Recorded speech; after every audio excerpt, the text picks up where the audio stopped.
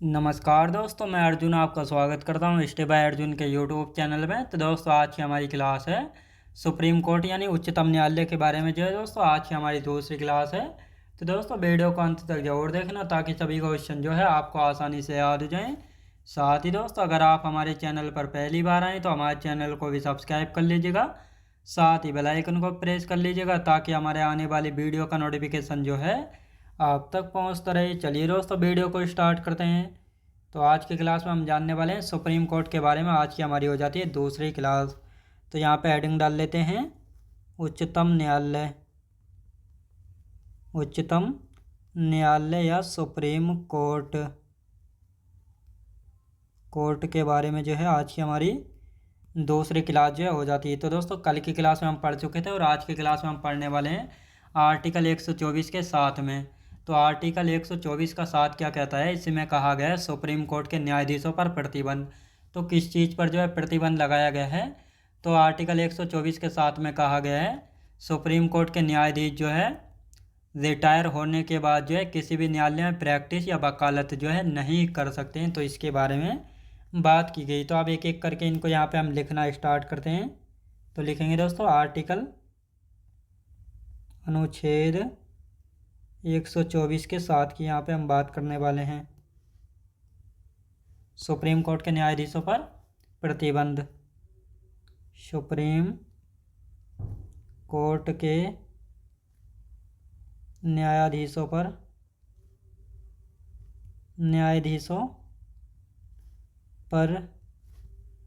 प्रतिबंध के बारे में। किस में दोस्तों? न्यायाधीशों पर प्रतिबंध के बारे में जो है बात की है। अब दोस्तों, यहाँ पे हम बात करते हैं प्रतिबंध जो है किस चीज़ पर लगाया गया है। तो लिखेंगे दोस्तों, सेवानिवृत्ति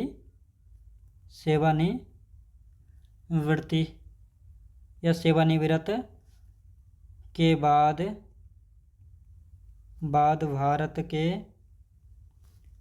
भारत के किसी भी न्यायालय में वकालत नहीं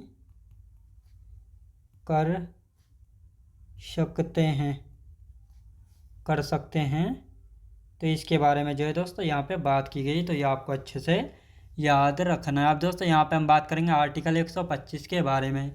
आर्टिकल 125 क्या कहता है? आर्टिकल 125 कहता है सुप्रीम कोर्ट के न्यायाधीशों के वेतन एवं भत्तों के बारे में। तो दोस्तों, सुप्रीम कोर्ट में जो है एक तो होते हैं मुख्य न्यायाधीश और साथ होते हैं उसमें अन्य न्यायाधीश। तो मुख्य न्यायाधीश की जो सैलरी या वेतन होता है उनको 2,80,000 रुपये प्रति माह वेतन दिया जाता है भारत की संचित निधि से। जो अन्य न्यायाधीश होते हैं उनको जो है 2.5 लाख रुपये प्रतिवर्ष वेतन जो है दिया जाता है। तो ये आपको अच्छे से 2.5 लाख रुपये प्रति माह जो है उनको वेतन दिया जाता है। तो अब इनको भी यहाँ पे हम लिख लेते हैं। आर्टिकल 125 अनुच्छेद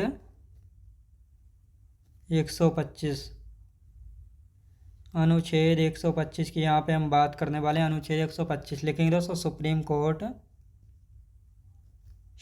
कोर्ट के मुख्य न्यायाधीशों के वेतन एवं भत्ते। सुप्रीम कोर्ट के न्यायाधीश यानी जजों के वेतन एवं भत्तों के बारे में जो है बात की जाती है। तो दोस्तों, अब यहाँ पे हम लिख लेते हैं सबसे पहले मुख्य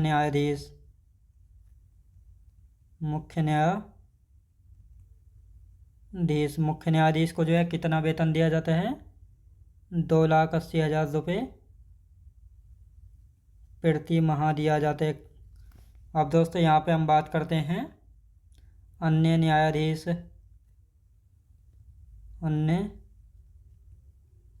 न्यायाधीश की यदि बात की जाए तो इनको जो है 2,50,000 रुपये प्रति माह दिया जाता है जो सुप्रीम कोर्ट में अन्य न्यायाधीश होते हैं। अब दोस्तों, यहाँ पे हम बात करते हैं भारत की संचित निधि से। भारत की संचित निधि से दिया जाता है इनको वेतन। तो ये आपको अच्छे से याद रखना है। अब आर्टिकल 126 के बारे में देख लेते हैं। तो आर्टिकल 126 क्या कहता है, इसमें कहा गया है सुप्रीम कोर्ट में कार्यवाहक मुख्य न्यायाधीश की नियुक्ति जो है राष्ट्रपति के द्वारा की जाती है। सुप्रीम कोर्ट के सबसे वरिष्ठ जज को जो है बनाया जाता है। तो ये इसमें कहा गया है, तो इसको आप पहले लिखेंगे और इसके बाद जो है इनको समझेंगे अच्छे से। आर्टिकल 126 क्या कहता है, अनुच्छेद 126, अनुच्छेद 126 की यहाँ पे हम दोस्तों बात कर रहे हैं। तो इसमें लिखेंगे supreme court, supreme court, supreme court में कार्यवाहक, कार्यवाहक मुख्य न्यायाधीश, कार्यवाहक मुख्य न्यायाधीश, न्यायाधीश की नियुक्ति के बारे में बात की जा रही है, नियुक्ति के बारे में जो है बात की जा रही है। अब दोस्तों यहाँ पे हम बात करते हैं जो सुप्रीम कोर्ट है, इसमें कार्यवाहक मुख्य न्यायाधीश की नियुक्ति जो है राष्ट्रपति द्वारा की जाती है। किसके द्वारा, राष्ट्रपति यानी प्रेसिडेंट के द्वारा जो है की जाती है। अब दोस्तों यहाँ पे हम बात करेंगे सुप्रीम कोर्ट के सबसे वरिष्ठ जज को जो है बनाया जाता है। सुप्रीम कोर्ट के सबसे वरिष्ठ जज को बनाया जाता है। याद रखें दोस्तों, बनाया जाता है। तो ये आपको अच्छे से याद रखना है। अब दोस्तों यहाँ पे हम नोट करके लिखेंगे, यानी जब राष्ट्रपति डॉक्टर जाकिर हुसैन की मृत्यु हुई तब उपराष्ट्रपति बीबी गिरी जो है कार्यवाहक राष्ट्रपति के रूप में जो है कार्यभार संभाला था। तो इन पॉइंटों को हम यहाँ पे ही लिख लेते हैं। राष्ट्रपति में जो है हमने इनको जाना था, लेकिन फिर भी जो है आपको अच्छे से इनका दोबारा रिवीजन जो है हो जाएगा। तो इनको लिख लेते हैं ताकि ये आपको हाथों हाथ यहीं पे याद हो जाए। तो लिखते हैं दोस्तों,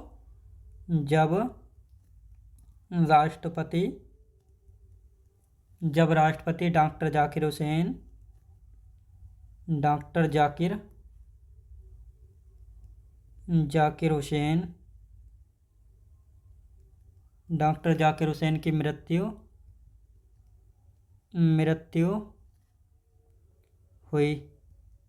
हुई तब उपराष्ट्रपति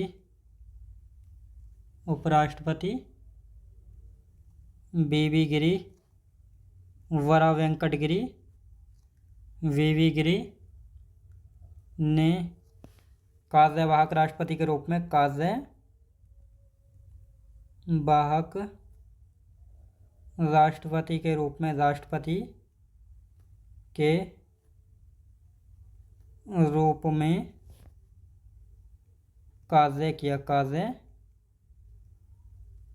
तो दोस्तों एक पॉइंट तो था ये, अभी एक पॉइंट और लिखेंगे और इसके बाद जो है अभी मैं इनको आपको समझाऊंगा। तो एक पॉइंट और लिख लेते हैं यहाँ पे, इसको भी नोट लिखेंगे।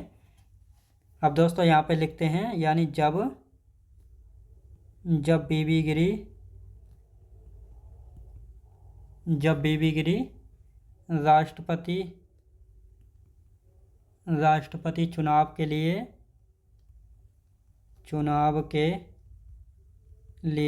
के लिए उपराष्ट्रपति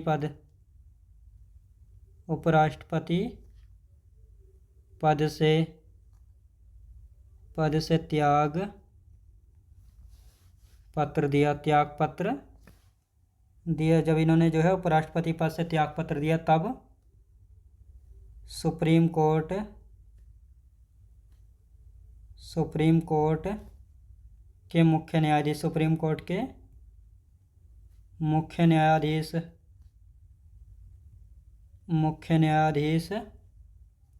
एम हिदायतुल्लाह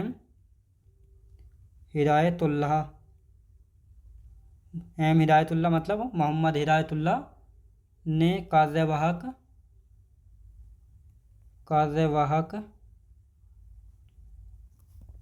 राष्ट्रपति बने। कौन दोस्तों, कार्यवाहक राष्ट्रपति बने। कौन दोस्तों, कार्यवाहक राष्ट्रपति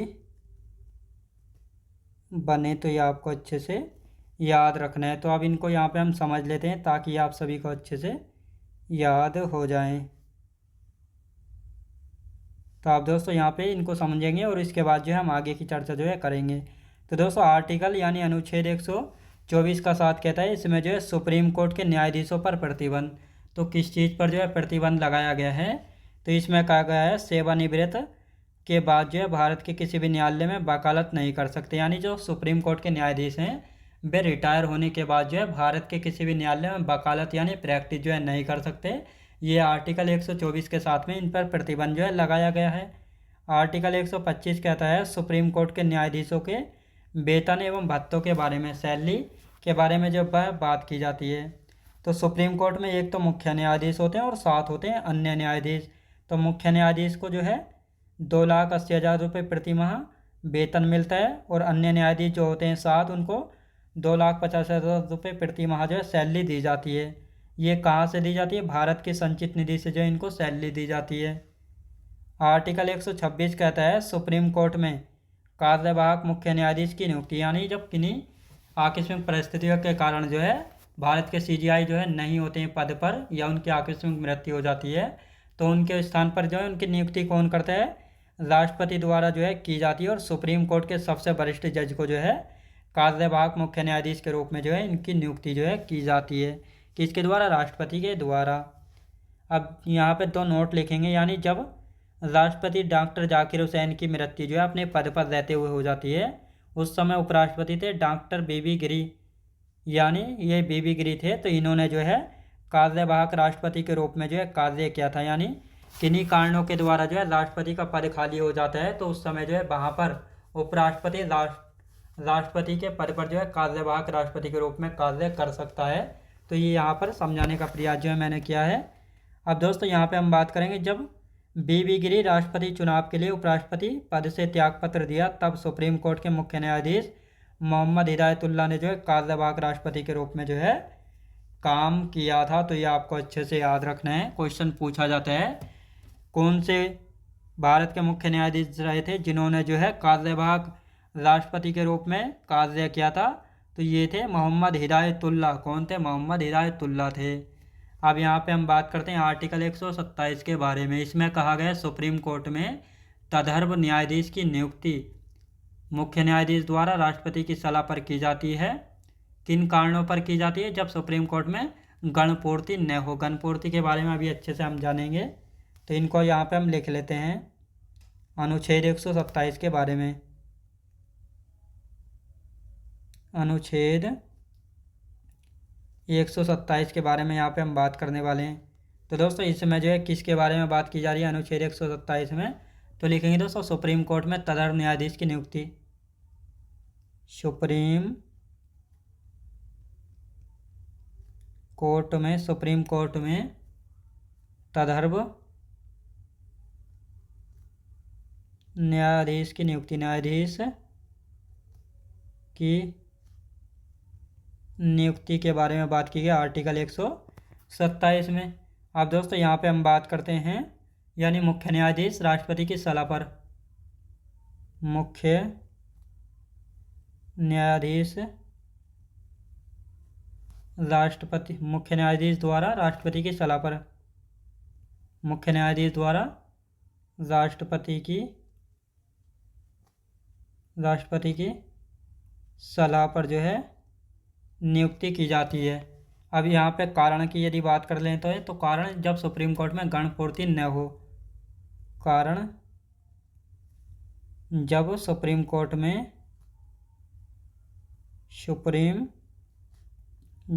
कोर्ट में गणपूर्ति न हो तब जो है मुख्य न्यायाधीश द्वारा राष्ट्रपति की सलाह पर नियुक्ति की जाती है। तो यह आर्टिकल 127 में जो है कहा गया। अब दोस्तों आर्टिकल 128 के बारे में यहाँ पे हम जानेंगे। तो यहाँ पे हेडिंग डाल लेते हैं आर्टिकल 128 अनुच्छेद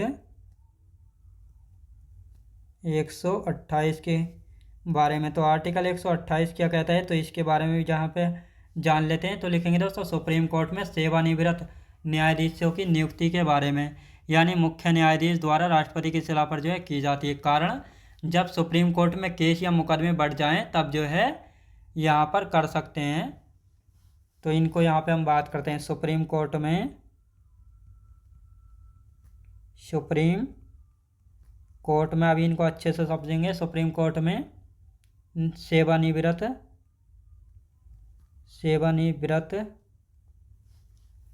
न्यायाधीशों की नियुक्ति, न्यायाधीशों की नियुक्ति के बारे में जो है यहाँ पे बात की जा रही है। किसके द्वारा की जाती है? मुख्य न्यायाधीश द्वारा राष्ट्रपति की सलाह पर।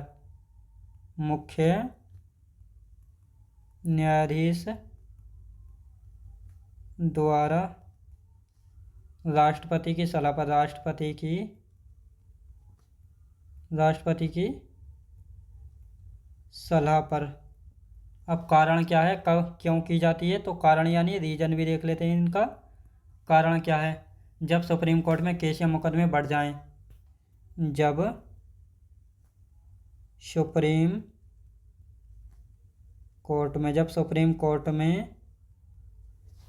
कोर्ट में केस या मुकदमे बढ़ जाएं, केस या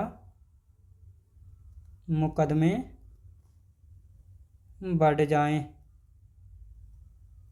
बढ़ जाएं यानी केस या मुकदमे बढ़ जाएं या कार्य में वृद्धि होने पर, इसको ऐसा भी लिख सकते हैं, कार्य में वृद्धि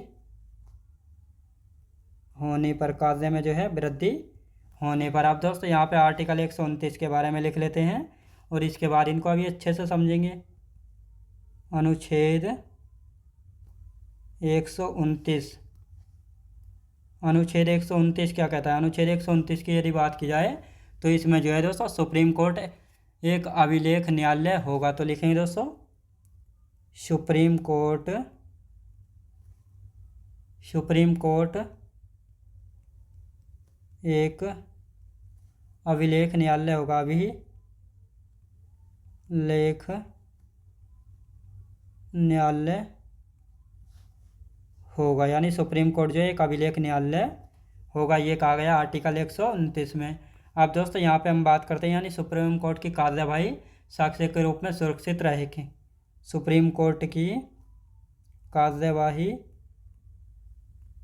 कार्यवाही साक्ष्य के रूप में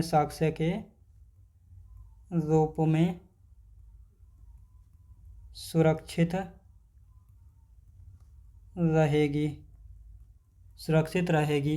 तो ये आर्टिकल 129 में जो है कहा गया है। अब आर्टिकल 130 की बात कर लेते हैं। अनुच्छेद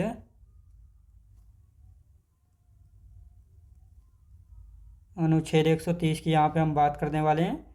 तो अनुच्छेद दोस्तों 130 की यदि बात की जाए तो सुप्रीम कोर्ट का स्थान या बैठकें, सुप्रीम कोर्ट का स्थान या बैठकें, सुप्रीम कोर्ट का स्थान या बैठकों की यदि बात की जाए तो कहाँ पर हो सकती हैं? श्रीनगर और हैदराबाद में याद रखेंगे दोस्तों। यानी दिल्ली में तो होती हैं, लेकिन दिल्ली के अलावा भी जो है सुप्रीम कोर्ट की बैठकें और कहाँ पर हो सकती हैं? श्रीनगर और हैदराबाद में भी जो है हो सकती हैं। तो अब इनका हम रिवीजन करेंगे और इसके बाद जो है आगे की हम चर्चा करेंगे। तो अब दोस्तों यहाँ पे हम बात करने वाले हैं आर्टिकल 127। आर्टिकल 127 क्या कहता है? इसमें कहा गया सुप्रीम कोर्ट में तदर्भ न्यायाधीशों की नियुक्ति के बारे में बात की गई है। तो तदर्भ न्यायाधीशों की नियुक्ति करता कौन है? तो मुख्य न्यायाधीश के द्वारा जो है राष्ट्रपति की सलाह पर जो है की जाती है। कारण जब सुप्रीम कोर्ट में गणपूर्ति यानी कोरम जो है पूरा नहीं होता है, तब जो है की जाती है नियुक्ति। आर्टिकल 128 क्या कहता है? आर्टिकल 128 कहता है सुप्रीम कोर्ट में सेवानिवृत्त न्यायाधीशों की नियुक्ति, यानी सुप्रीम कोर्ट में जो है जो रिटायर न्यायाधीश हैं उनकी जो है नियुक्ति की जा सकती है। आर्टिकल 128 जो है कहता है किन मामलों में की जाती है और किसके द्वारा? तो मुख्य न्यायाधीश द्वारा जो है राष्ट्रपति की सलाह पर की जाती है। कारण क्या है? जब सुप्रीम कोर्ट में केस या मुकदमे बढ़ जाएं या कार्य में वृद्धि हो जाए, तब जो है मुख्य न्यायाधीश द्वारा जो है राष्ट्रपति की सलाह पर सेवानिवृत्त यानी जो रिटायर न्यायाधीश हैं उनको जो है नियुक्त किया जा सकता है। आर्टिकल 128 ये कहता है। अब आर्टिकल 129 क्या कहता है? सुप्रीम कोर्ट में एक अभिलेख न्यायालय होगा, यानी सुप्रीम कोर्ट जो है एक अभिलेख न्यायालय होगा। इसका क्या मतलब है? यानी दोस्तों सुप्रीम कोर्ट की कार्यवाही साक्ष्य के रूप में सुरक्षित रहेगी। यानी सुप्रीम कोर्ट जितने भी फैसले जो है सुनाता है तो उसका जो है एक कॉपी जो है अपने पास एविडेंस यानी साक्ष्य के रूप में जो है सुरक्षित रखता है, ताकि कभी ज़रूरत पड़े तो उसको जो है दोबारा देखा जा सके। तो इसीलिए जो है आर्टिकल 129 कहता है सुप्रीम कोर्ट जो है एक अभिलेख न्यायालय होगा। मतलब एक कोई भी मुकदमा या फैसला सुनाने के बाद उसकी एक कॉपी जो है अपने पास सुरक्षित या एविडेंस के रूप में सुप्रीम कोर्ट अपने पास जो है रखता है। आर्टिकल 130 कहता है सुप्रीम कोर्ट का स्थान या बैठकें। तो सुप्रीम कोर्ट का स्थान क्या है? दिल्ली है। लेकिन दिल्ली के अलावा भी जो है सुप्रीम कोर्ट की बैठकें और कहीं हो सकती हैं, बिल्कुल हो सकती हैं। श्रीनगर और हैदराबाद में भी जो है सुप्रीम कोर्ट की बैठकें हो सकती हैं। तो ये आपको अच्छे से याद रखना है। अब आर्टिकल 131, 32 ये क्या कहते हैं तो इनके बारे में हम यहाँ पे देख लेते हैं। तो ये दोनों आर्टिकल जो है क्या कहते हैं, फिर आगे की ओर चर्चा करेंगे। आर्टिकल 131 अनुच्छेद 131 अनुच्छेद 131 की दोस्तों यहाँ पे हम बात करने वाले हैं। अनुच्छेद 131 क्या कहता है? सुप्रीम कोर्ट का प्रारंभिक या मूल क्षेत्र अधिकार के बारे में बात की गई है। सुप्रीम कोर्ट का प्रारंभिक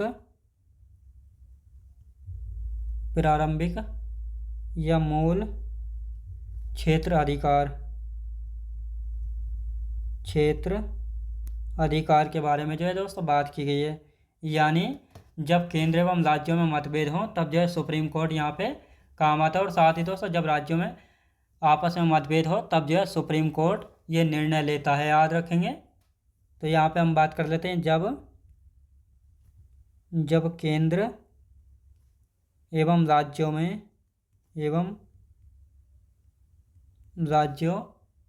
में मतभेद राज्यों में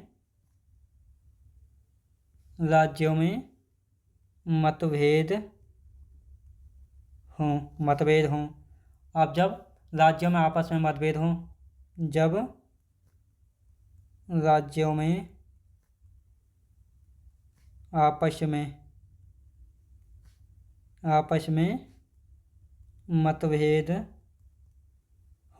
मतभेद हों तो अभी इनको अच्छे से समझेंगे। पहले जो है 2-4 आर्टिकल हम लिख लेते हैं। अब आर्टिकल 132 क्या कहता है? अनुच्छेद 132 जो है क्या कहता है तो इसमें हम लिख लेते हैं संवैधानिक मामलों में अपील के बारे में बात की गई है। संवैधानिक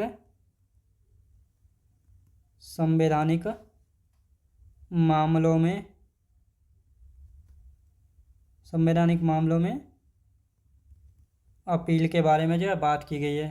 अब दोस्तों यहाँ पे हम बात करते हैं न्यायिक पीठ 5 जज होते हैं। याद रखें दोस्तों, जब किसी संवैधानिक मामले में अपील की जाती है तो इसमें जो है एक न्यायिक पीठ बैठाई जाती है जिसमें जो है 5 जज होते हैं। तो लिखेंगे दोस्तों न्यायिक पीठ बैठाई जाती है जिसमें जो है 5 जज होते हैं। तो ये आपको अच्छे से याद रखना। अब आर्टिकल 133 के बारे में बात करेंगे। अनुच्छेद 133 क्या कहता है? अनुच्छेद 133 की यदि बात की जाए तो इसमें जो है दोस्तों सिविल मामलों में अपील के बारे में सिविल मामलों में अपील के बारे में सिविल मामलों में अपील के बारे में बात की जाती है। किसमें? आर्टिकल 133 में। अब दोस्तों यहाँ पे हम बात करेंगे आर्टिकल 134 में। किसके बारे में? अनुच्छेद को ही दोस्तों इंग्लिश में आर्टिकल कहते हैं तो बिल्कुल कंफ्यूज नहीं होना है। अनुच्छेद 134 क्या कहता है? इसमें जो है आपराधिक मामलों में अपील के बारे में आपराधिक मामलों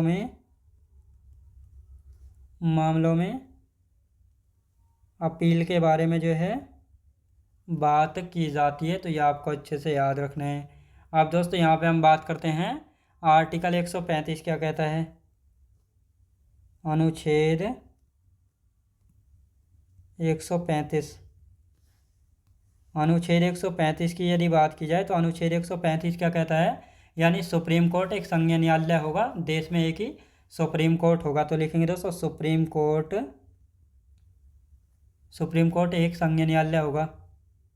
सुप्रीम कोर्ट एक संघीय न्यायालय होगा। सुप्रीम कोर्ट जो एक संघीय न्यायालय होगा। संघीय न्यायालय मतलब देश में एक ही सुप्रीम कोर्ट होगा। लिखेंगे दोस्तों, देश में एक ही सुप्रीम कोर्ट होगा। सुप्रीम कोर्ट होगा। तो यह आर्टिकल 135 जो है कहता है। याद रखेंगे दोस्तों, आर्टिकल 135 जो है कहता है। तो ये आपको अच्छे से याद रखना है। अब आर्टिकल 136 क्या कहता है, तो इसको लिख लेते हैं। अनुच्छेद 136। अनुच्छेद 136 क्या कहता है। अनुच्छेद 136 की दोस्तों यहाँ पे हम बात करते हैं। तो ये जो है कुछ विशेष मामलों में अपील के बारे में बात की गई है। कुछ विशेष मामलों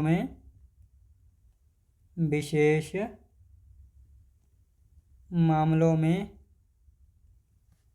अपील करता है। तो इसके बारे में बात की गई है। अब दोस्तों यहाँ पे आर्टिकल 137 की बात कर लेते हैं।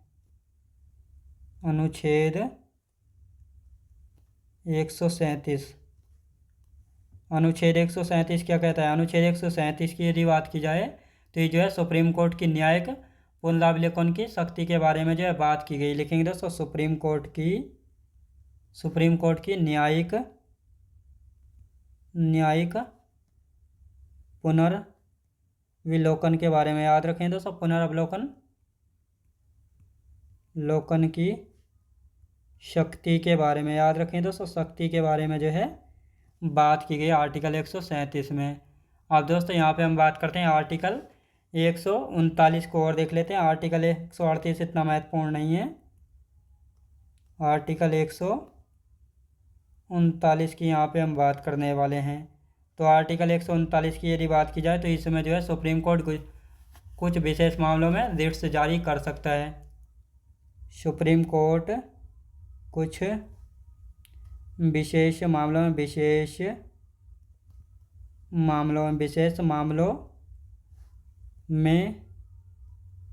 रिट्स जारी कर सकता है। रिट्स जारी